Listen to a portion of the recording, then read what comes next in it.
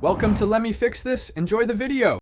In this video, I will explain how to make a Lamborghini Aventador with paper.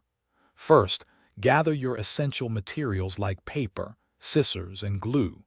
Choosing a high-quality paper, perhaps a cardstock, will ensure your model is sturdy and looks great. Also, make sure you have a clean, well-lit workspace for precision. Next, you'll need a reliable template. Download and print one specifically for a paper Lamborghini Aventador. Carefully cut out all the individual paper pieces, paying close attention to every detail. Precision here is key for a professional-looking model, especially around intricate curves and small sections. Now for the assembly. Fold along all designated lines with accuracy, using a ruler for crisp creases. Then, use a strong adhesive to join the paper sections together.